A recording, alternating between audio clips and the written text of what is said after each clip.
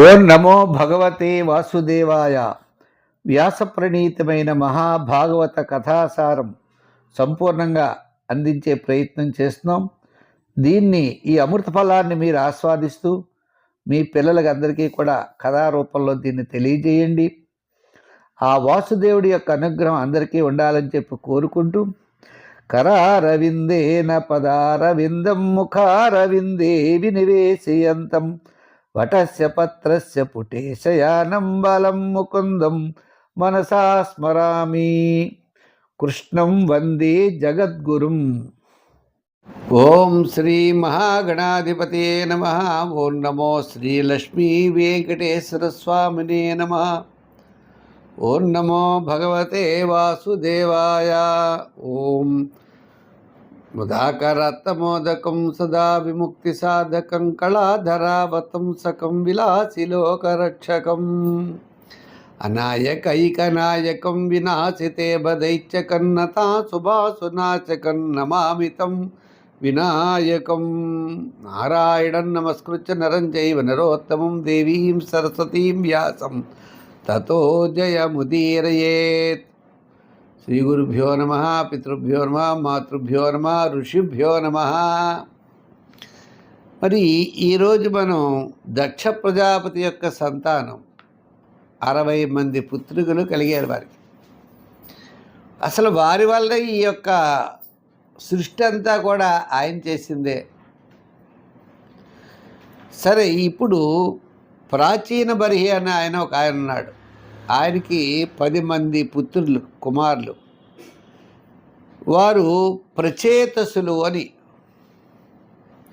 వారు సముద్ర జలాల నుండి బయటకు వచ్చి చెట్లన్నీ పాడు చేస్తూ ఉంటే ఆ ఓషధీపతి అయినటువంటి చంద్రుడు వచ్చి, నాయనలారా మీరు ఎలా చేయకూడదు, ప్రతి ప్రాణిలో దైవం ఉన్నది, మీ తండ్రి గారు మిమ్మల్ని సంతానం అభివృద్ధి చేయమని చెప్పారు, సృష్టి చేయమన్నారు. మరి ఏంటి మరి మీరు ఇటువంటి పని చేస్తున్నారు, ఇది చాలా తప్పు. మరి ఇటువంటి పని చేసి ఈ వృక్షాలన్నీ సంహరించడం న్యాయం అవుతుందా అని అడిగాడు. అడిగి, మూగ జీవులు, ప్రతి ప్రాణిలో కూడా చైతన్యవంతం ఉంది, ప్రతి ప్రాణిలో కూడా ఆత్మ ఉన్నది అని చెప్పి తన దగ్గర ఉన్నటువంటి మారిష అనే కన్యను, అప్సర కన్యను ఆ ప్రాచేతసులకు ఇచ్చి వివాహం చేసి వారి ధర్మపత్నిగా స్వీకరించిన తర్వాత వారికి దక్షుడు అనేటువంటి కుమారుడు కలుగుతాడు. దక్షుడు అంటే సమర్థత కలిగిన వాడని అర్థం. దక్షత లేదండి అంటూ ఉంటారు, ఎప్పుడైనా విన్నారు లేదు? దక్షత, దక్షుడు అంటే సమర్థత కలిగిన వాడు. ఎవరినైనా మనం దక్షుడు అనొచ్చు. ఈశ్వరుడి యొక్క మామగారే దక్ష ప్రజాపతి అని అనక్కర్లేదు, ఎవరైనా సరే దక్షుడని మనం అనొచ్చట. దక్ష అంటే సమర్థత కలిగినవాడు. అటువంటి దక్షుడు ఉద్భవించేటప్పటికీ ఆ దక్షుడి యొక్క సంతానమే ముల్లోకాల యందు వ్యాప్తి చెందింది అని అర్థం. అయితే ఇక్కడ ఆ దక్ష ప్రజాపతి పరమేశ్వరుడి గురించి తపస్సు చేశాడు. చేసి అంశగుయ్యా స్తోత్రాన్ని పఠించాడు. ఆ స్తోత్రానికి సంతృప్తి చెంది ఆ పరమేశ్వరుడు ప్రత్యక్షమై దక్ష అని, దక్షుడు కూడా పరమేశ్వరుడు నారాయణుడు ప్రత్యక్షమైన తర్వాత ఏం అడగలేదట, మౌనంగా ఎలా ఉండిపోయాడు. పెద్దవాళ్ళని అడిగేది ఉంది, వాళ్ళే మన కోరికలు తీరుస్తారు కదా అనే భావంతో ఉండేప్పటికీ ఆయన అన్నాడు ప్రత్యక్షమై, ఓ దక్ష ప్రజాపతి, నీ వల్లనే ఈ సృష్టి అంతా జరుగుతుంది, నువ్వు దక్ష ప్రజాపతి అవుతావయ్యా. ఓ దక్ష ప్రజాపతి, పంచజన ప్రజాపతి యొక్క కుమార్తె అయిన అశక్ని అనే ఆమెని నీవు పత్నిగా, భార్యగా స్వీకరించు. ఇటుపైన మానసికంగా సృష్టి చేయడం కాదు, స్త్రీ పురుష సంయోగం వల్ల సృష్టి జరగాలని ఆయన చెప్పారు. అక్కడి నుంచి స్త్రీ పురుష సంయోగ సృష్టి దక్ష ప్రజాపతి అశక్ని నుండి ప్రారంభమైందనే విషయం మనం తెలుసుకోవాలి. సరే, మొట్టమొదటి 10,000 మంది సంతానం కలిగారు. వారిని దక్షుడు అన్నాడు, మీరంతా వెళ్ళి వంశాన్ని అభివృద్ధి చేయండి అయ్యా అన్నాడు.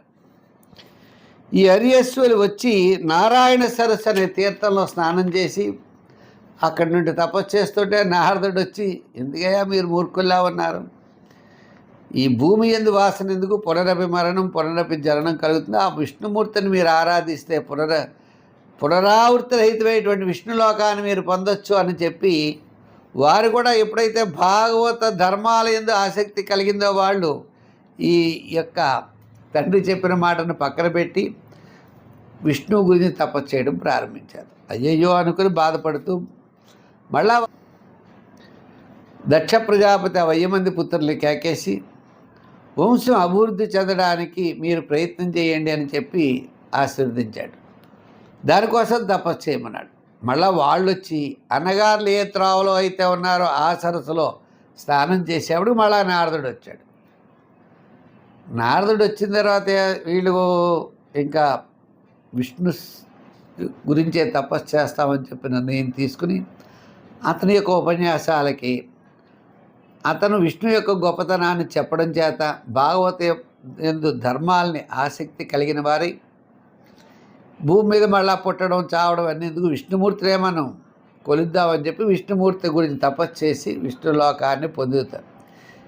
ఈ లోపల నారదుడు ఇలా చేస్తున్నాడని దక్ష ప్రజాపతికి తెలిసి గబగబా వచ్చి, ఏమయ్యా అంత పని చేసావు, ఇదివరకు 10,000 మందిని పంపించేసావు, ఈ సృష్టి చేయలేదు, మళ్ళా ఇప్పుడు 1000 మందిని పంపించేసావు, పితృరుణం ఎలా తీర్చుకుంటారు, ఋషి రుణం ఎలా తీర్చుకుంటారు, దేవతా రుణం ఎలా తీర్చుకుంటారు, వాళ్ళు వివాహం చేసుకుంటే కదా బ్రహ్మచర్యం వలన యజ్ఞ వాళ్ళు ఋషి రుణం తీర్చుకుంటారు, ఆ గ్రంథాలన్నీ పఠించడం వలన వివాహం చేసుకుని గృహస్థాశ్రమ ధర్మాన్ని స్వీకరించి యజ్ఞయాగాది కృతువులు చేస్తారు, ఆ విధంగా దేవతా రుణం తీర్చుకుంటారు, తదుపరి పితృదేవతల యొక్క రుణం కూడా తీర్చుకుంటారు. అటువంటి రుణాన్ని తీర్చుకునేటువంటి అవకాశం లేకుండా మళ్ళా నా సంతానాన్ని నువ్వు వాళ్ళని విష్ణువు యందు ప్రియాన్ని తీర్చుకోకుండా చేసేవే అని చాలా బాధపడ్డాడు.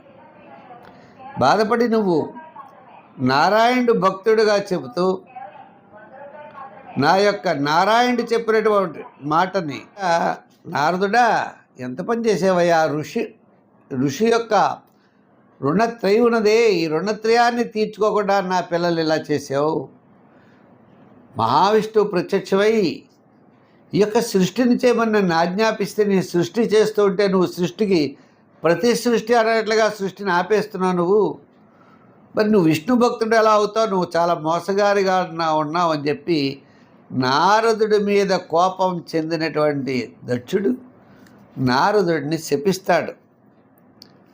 ఏమని, ముల్లోకాలయందు తిరుగుచునే ఉంటావు, ఏదో వారం రోజులు ఒక చోట ఉంటానంటే కుదరదు, అలా తిరుగుతూనే ఉంటావు నువ్వు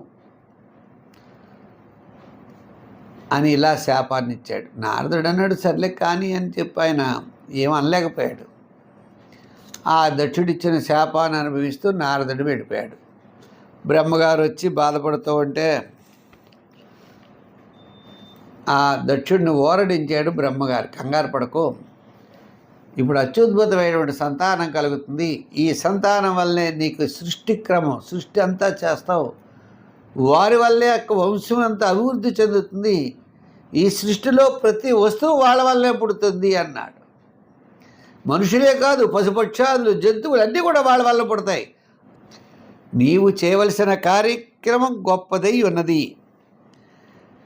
షష్ఠిం సంజనయామాస దుహితృ పితృవత్సల దశధర్మాయ కాయేందో ద్విషట్ త్రినవదత్తవాన్ నామధేయాన్యమూషాం త్వం సాపత్న్యానాం చ మే శృణు యాసాం ప్రసూతి ప్రసవైర్లోక ఆపూరితాస్త్రయః. దక్ష ప్రజాపతికి 60 మంది పుత్రికలు పుట్టారండి. బ్రహ్మగారు వచ్చి అన్నాడు కదా, 60 మంది పుత్రికలు పుడితే వారందరూ కూడా పుత్రికా వాత్సల్యం, తండ్రికేమో పుత్రికలు అంటే ఇష్టం. ఇప్పుడు చాలామంది లోకల్లో సంతానం లేని వారు భాగవతంలో చెప్పాడు, దక్ష ప్రజాపతిని పూజిస్తే సంతానం కలుగుతారట. చాలామంది ఏం చేస్తారు, సంతానం లేదు సుబ్రహ్మణ్య స్వామికి చెయ్యి, సంతానం లేదు అమ్మవారికి చెయ్యి, ఇలా ఏవో అనేక రకాలు చెప్తూ ఉంటారు, షష్ఠులు చెయ్యి అంటూ ఉంటారు. కానీ దక్ష ప్రజాపతిని పూజిస్తే సంతానం కలుగుతారటండి. మరి సృష్టికి ఆయనే ప్రధాన కారకుడు. ఆయన చూపించినటువంటి పుత్రికా వాత్సల్యం ఈ ప్రపంచంలో ఈ సృష్టిలో ఎవరూ చూపించలేదట. అంత ఇష్టమట. ఆయన కేకేసి, అమ్మాయి నీకు ఎవరి యందు ఇష్టం చెప్తే వారికి ఇచ్చి వివాహం చేశాడు ఆయన. ఈ 60 మంది పుత్రికల్ని ఎవరికి ఇచ్చాడు, తద్వారా ఏ సంతానం కలిగింది అనేటువంటి విషయాన్ని మనకి చెబుతూ, దక్ష ప్రజాపతి పుట్టినటువంటి 60 మందిలో 10 మంది కన్యలను ధర్ముడు అనేటువంటి వారికి ఇచ్చాడు. 13 కశ్యప మహామునికి ఇచ్చాడు. 27 చంద్రుడికి ఇచ్చాడు. 27 కృత్తికా నక్షత్రం దగ్గరని ప్రారంభం. 2 భూతునికి, 2 అంగిరసునికి, 2 కృశాశ్వనికి, మిగిలిన 4 తార్చుడనే పేరు గల కశ్యపునికి ఇచ్చి వివాహాదులు చేశాడు. 20 మంది పుత్రికల్ని. దక్షకన్య యొక్క పేర్లని, వారికి కలిగినటువంటి సంతానం యొక్క పేర్లు కూడా మనం తెలుసుకుందాము. వీరి వలన కలిగినటువంటి వంశ పరంపరే ముల్లోకాలు అభివృద్ధి చెందాయి. అది ఇక్కడ అందుగురించి తెలుసుకోవాలి. 20 మంది వల్లే ఈ ముల్లోకాలు కూడా అభివృద్ధి చెందడానికి కారణం అది. ఇప్పుడు మొట్టమొదటివాడు ధర్మీయుడు అన్నాం. ధర్ముడి యొక్క భార్యల పేరు చూస్తే భాను, లంబ, కుకుభ, జామి, విశ్వ, సాధ్య, మరుత్వతి, వసు, ముహూర్త, సంకల్ప అని ఇంకా వీరి పుత్రుల పేర్లు చాలా ఉన్నాయనుకోండి. ఉదాహరణకి విశ్వ అనే నామకి విశ్వదేవతలు కలిగారు, వారికి సంతానం లేదట. అలాగనే మరుత్వత అనే ఆమెకి మరుత్వంతుడు అనే అర్థసిద్ధి కలిగిన వాడు కలిగాడు. ముహూర్త అనే ఆమెకు ముహూర్తాభిమాన దేవతలు కలిగారు. అది చాలా విచిత్రం కదండి. ముహూర్తాభిమాన దేవతలు కూడా ఉన్నారు. అంటే ముహూర్తానికి అభిమాన దేవతలు కూడా ఉన్నారు. అంటే ఈ ముహూర్తం మనలో కార్యక్రమం చేస్తే తప్పనిసరిగా విజయం సాధిస్తాం. ముహూర్తము అంటే మంచి సమయము, సుముహూర్తం, దుర్ముహూర్తం. సుముహూర్తం మంచి ముహూర్తం, దుర్ముహూర్తం చెడ్డ ముహూర్తం. ఈ ముహూర్త కాలంలో అనే ముహూర్తాభిమాన దేవతలు ఉన్నారు. ఆ సమయంలో మనం ఏదైనా చేస్తే తప్పనిసరిగా విజయం సాధిస్తాం. సంకల్ప అనే ఆమెకి సంకల్పుడు అనేటువంటి కుమారుడు పుట్టేట.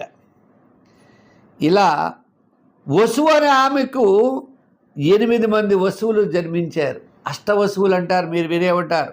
వసువు, విభావసు అని వారు వసు కుమారులు. అయితే విశ్వకర్మ కూడా వసువు యొక్క పత్రి అయిన అంగిరసి ఎద్దు శిల్పకళకు అధిపతి. ఆయన విశ్వకర్మ అనేవాడు శిల్పకర్మ, భవన నిర్మాణాలకు అధిపతి. అటువంటి విశ్వకర్మ కూడా కలిగాడు అన్నారు. అలాగే విభావసు పత్రైన ఉషయందు రోచిషుడని ఇలా మిగిలినటువంటి వారంతా కూడా వారు కలిగారు. వాళ్ళు చాలా అత్యద్భుతమైనటువంటి. ఇంకా ప్రజాపతి అయిన అంగురుని మొదటి భార్య పేరు స్వధ. ఆమెకు పితృగణాలకి జన్మనిచ్చిందట ఆమె. అలాగనే తార్ష్యుడు అనే పేరు గల కశ్యపునకు వినత, కద్రువ, పతంగి, యామిని, వీళ్ళంతా సర్పాలంతా కూడా వాళ్ళ వల్లే కలిపి. వినత అనేటువంటి ఆమె యందు గరుత్మంతుడు పుట్టాడు. ఆ మహావిష్ణువుకు వాహనం అయ్యాడయ్యా. ఇలా కద్రువ మొదలైనటువంటి వారు అనేకమైన సర్పాలకి కారణమయ్యారు. పరీక్షణ్ మహారాజా కృత్తికామలుగా కలిగినటువంటి 27 నక్షత్రాలు ఉన్నాయి. ఈ నక్షత్రాల్లో చంద్రభగవానుడు రోహిణి అంటే ఇష్టం.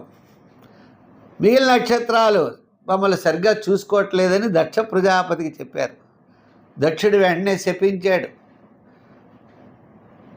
శపించేటప్పటిగా అతను పరమేశ్వరుడు ఆరాధన చేసి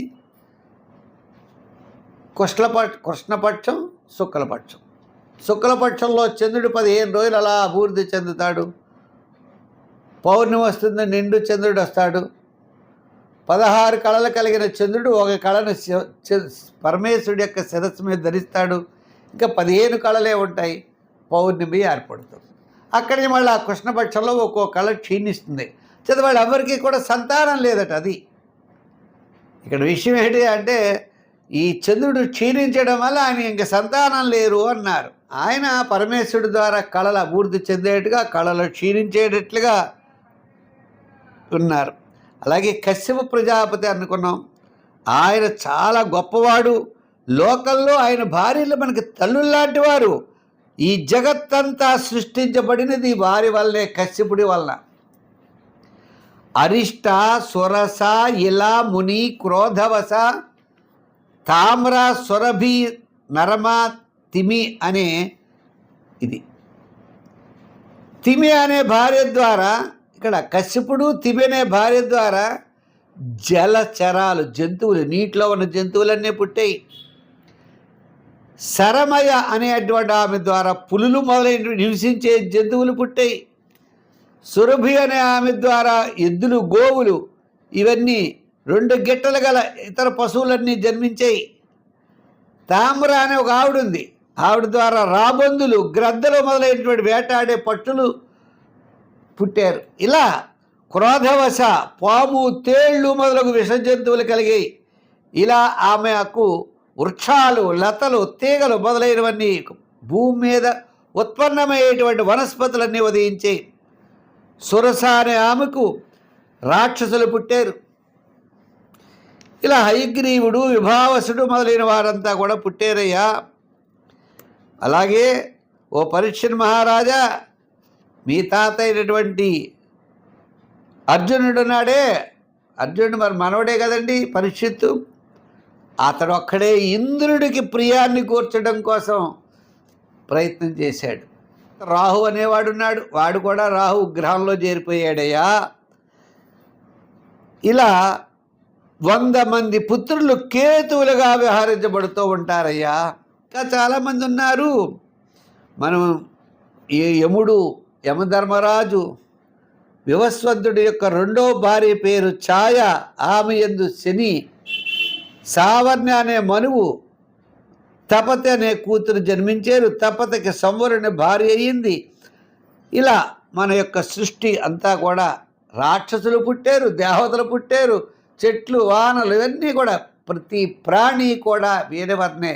దక్ష ప్రజాపతి యొక్క 60 మంది పుత్రికల ద్వారా ఈ ముల్లోకముల యొక్క సృష్టి జరిగింది. ఇలా జరుగుతూ ఉంటే దేవలోకం అంతా కూడా శోభాయమానంగా, ఇంద్రుడు, దేవతలు బోళంతో బ్రహ్మాండంగా ఉంటే, ఇంద్రుడు సింహాసనం మీద కూర్చుని అహంకార గర్వంతో మసులుతూ ఉన్నాడయ్యా. అతని యొక్క గర్వం ఎంతవరకు వచ్చిందంటే, దేవతల యొక్క గురువైనటువంటి బృహస్పతిని కూడా లెక్క చేయలేనంత గర్వం వచ్చింది. అప్పుడు బృహస్పతి ఏం చేశాడు? అహంకారం, దేవేంద్రుడి యొక్క అహంకారాన్ని బృహస్పతి ఏ విధంగా తీర్చాడు, ఏ విధంగా ఆయన దేవతల గురువు దేవతలను వదిలేసాడు అనే విషయాన్ని రేపు మనం తప్పనిసరిగా చెప్పుకుందాం. ఈ యొక్క భాగవతంలో ప్రతిదీ అంటే ఎందుకు చెప్పుకున్నాం? ఈ 60 మంది పుత్రికులు ఇవంతా కూడా మనకు తెలియాలి. అసలు సృష్టి అనేది ఎవరి వలన వచ్చింది?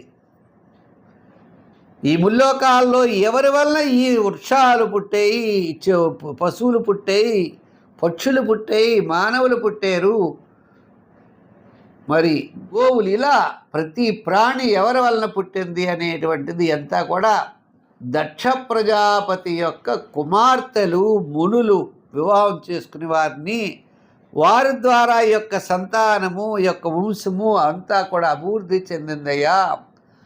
అటువంటి వాడు దక్ష ప్రజాపతి చాలా మహానుభావుడు అని మనం తెలుసుకోవాలి. ఆ వాసుదేవుడి యొక్క అనుగ్రహం మీకు, మాకు, అందరికీ ఉండాలని చెప్పి కోరుకుంటూ, పుల్లెల సత్యనారాయణ అనే యూట్యూబ్ ఛానల్ ఉంది. దాంట్లో ప్రతి కథ కూడా మేము పెడుతున్నాం, తప్పనిసరిగా చూడండి. అంచేత ప్రతి కథ వివరంగా చెప్పడం జరిగింది.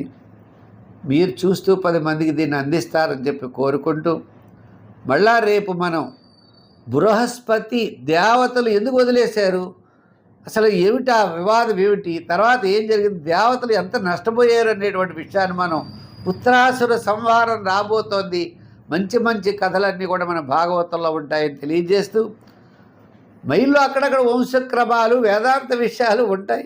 అవి తప్పనిసరిగా కూడా వాటిని కూడా మనం స్వీకరిస్తూ వింటూ ఉంటే మన జీవితం సార్థక్యం అవుతుంది. కథలే వినడం కాదు, ఇటువంటి విషయాలు కూడా మనం వినడం వల్ల మన శ్రవణేంద్రియం, ఈ చెవులో ఉన్న తుప్పు అంతా పోతుందట. అంటే పాపం అంతా తొలగుతుంది అని భగవన్నామాన్ని ఉచ్చరించడం ద్వారా, భగవత్ శబ్దాన్ని వినడం ద్వారా, భాగవతాన్ని వినడం ద్వారా మన జీవితం ధన్యమవుతుందని పెద్దలు చెప్పడం ద్వారా మరలా రేపు కలుసుకుందాం. సర్వే జన సుఖినో భవంతు. స్వస్తి.